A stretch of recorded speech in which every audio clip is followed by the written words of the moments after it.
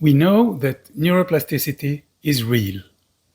A brain can change anytime, at any age. We can learn, we can grow, we can improve. We are not stuck with what we have now. So, why is it so difficult? Why does it seem as if we're just getting worse with age and there's nothing we can do about it? I have an idea that covers at least one of the reasons, and it's a big one. I think we have distorted the idea of learning. I mean our society, our consumerist, capitalist, modern society. We have confined learning to institutions. We have limited learning to those teaching institutions, and it seems like we need teachers if we want to learn anything. And there's a clear order to how our life should run as far as learning is concerned. When we are old enough to sit, we go to school. We are taught what we supposedly need to know. We stay there for years. It seems like there's a lot we should know before we can be of any use. And then we go to a higher institution when it's time to learn a profession. So now, after 12 or 15 years of learning things that don't make us useful members of society, we start learning something useful. Another 4 or 5 years or 7, and we finish our learning period with a certificate. We have acquired a profession and we can start using it, producing something or giving some kind of service and make money. And at that point, our long period of learning has come to an end. We can, from that moment onward, use what we've learned and do our work. So here's my take on it. Most of us spend close to 2 decades in different learning institutions. We learn surprisingly little, considering the huge investment of time and resources. I mean, little that will be of use for us later in life. We learn lots of stuff that we're not interested in and that we'll soon forget. Most of this so-called learning has to do with information. Most of this information will be obsolete, outdated, or irrelevant when we reach adulthood. But more importantly, the learning of information is a pale shadow of what learning actually is. Follow a newborn through its first 2 years of life, and you'll get a much better idea of what learning means. No teachers, no institutions, no plan of study. It's not about information at all. It's about skills. We learn things we will use and keep using throughout our lives. We've all been there. And in those first 2 or 3 years, we've done the most spectacular, immense learning of our lives. The later school years don't come anywhere close to that feat of learning. We learn voluntary movement. We create our body image, our brain maps of action. We create our posture, our way of holding ourselves. We learn to focus our eyes and change the focus at will. We learn to keep our balance and do it expertly as we move, change position, change our body shape. We learn to fall and get up. We learn to move around in the world. We learn to understand language and to speak it, and we learn how to use it. When somebody speaks, we listen. We learn to wait our turn. We learn, hopefully, to respect limits and to put limits. We learn our boundaries and those of the people around us. More broadly, we learn to interact, to converse, to get angry, frustrated, content. We learn to manage our emotions and those of other people. As our gross motor skills are advancing, we can move around with reasonable stability and agency. We start refining our fine motor skills. This is complex and detailed stuff. It's uniquely human. These are the things we can do with our hands, with our fingers. Eat with a fork or a spoon, drink from a cup, draw, paint, scribble, screw a bottle tap on and off, fit play cubes of different shapes into their respective holes, and many more ways to use our fingers and hands in precise ways.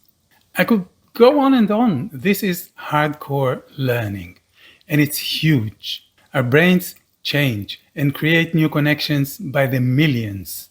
But here's what I'm getting at. There's one major tool that makes all of this possible: curiosity.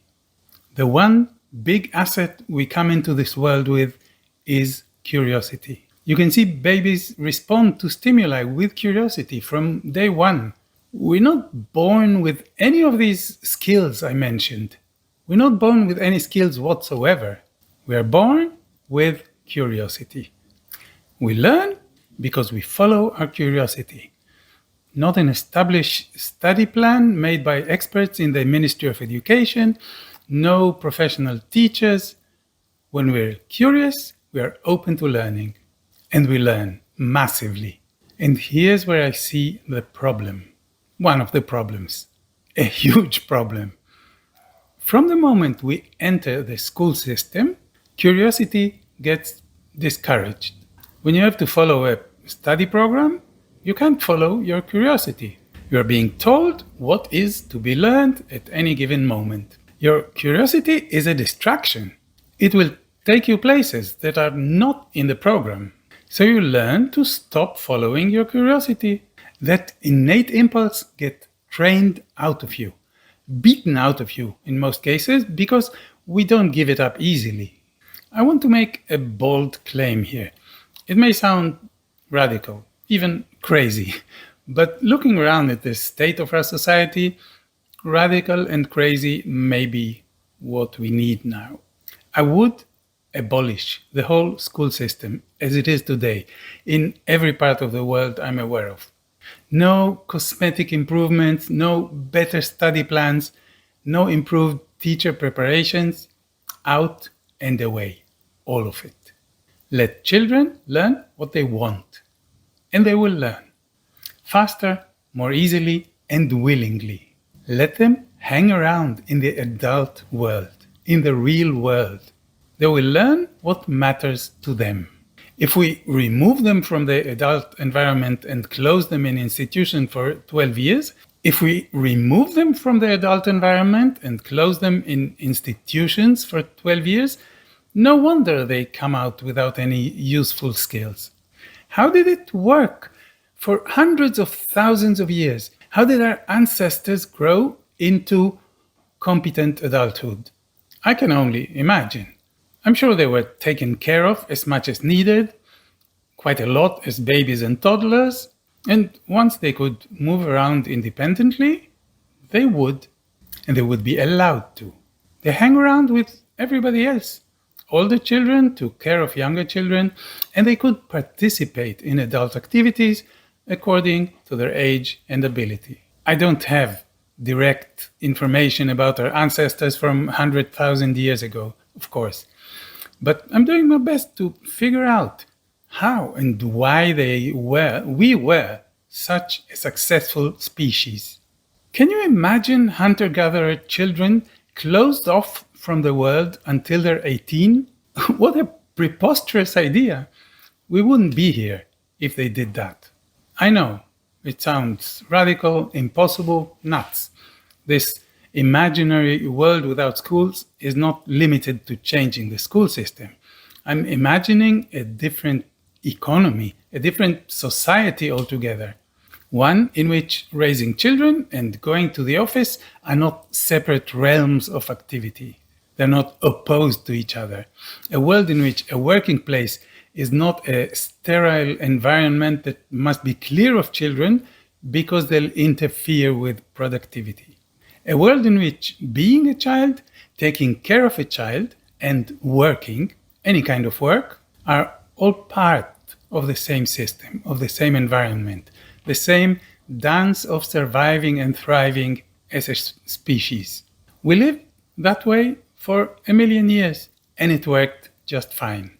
We've changed it all just a blink of an eye ago, and it is not working well. I don't like the world we are leaving our children to cope with, and I would like to see it radically different. So here's a radical thought. Let's follow our curiosity. Always, at any age. Let's let our children follow their curiosity. I bet it will take us to better new places. Stay well, stay in motion.